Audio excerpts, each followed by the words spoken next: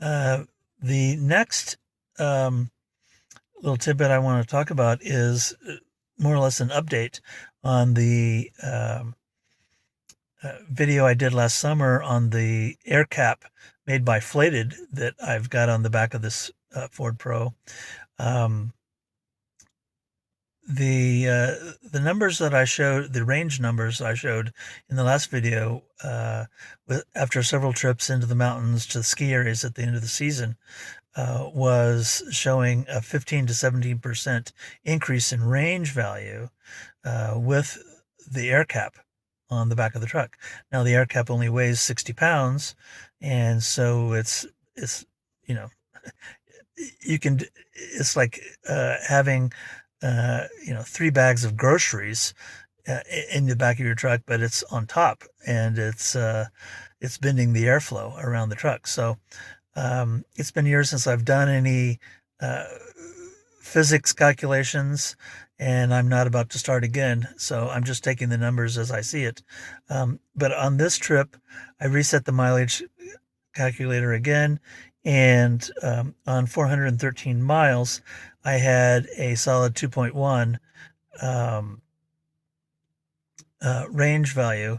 And as I've mentioned before, and I've experienced over my lifetime, if you leave early enough in the morning and go south from Lyman, you can have a headwind from I-70 to Highway 50 in southern Colorado. And if you leave late enough in the afternoon, you can have a headwind going home between Highway 50 and I-70. And certainly this trip was no exception to that. I find with this Ford truck, if the wind is higher than 16, 17, 18 miles an hour, then it really has an effect on range value. No matter what you have, uh, you have the cap on the truck or just a tonneau cover. It creates it really makes this thing function like a brick. Now with the cap, in wind speeds of between 11 and 15 miles an hour, which is what I was dealing with for most of the trip this time, it had an effect, but it I did see a boost. Typically, if I've just got the tonneau cover, doing a trip like this with wind speeds similar to this in the same directions, um, either having a headwind or a cross headwind, um, I will get between 1.8 and 1.9 miles per kilowatt. Anything greater than a wind speed of 16, 17, 18, then I start dropping.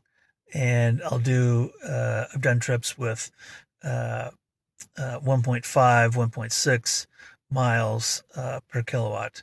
And so you have to be careful about what you're using and making sure that you leave with almost full charge so that you can get back to Lyman and charge again and get on back to Boulder. But in this trip, I was doing that 2.0 to 2.1.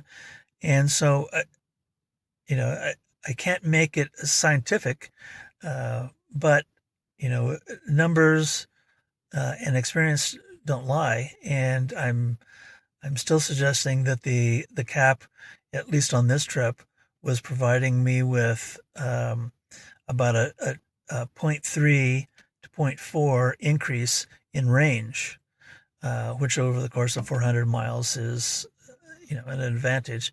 And you don't have to spend as long charging midway at the Lyman charge port in order to get back home. So anyway, that's a quick update, and thanks for watching.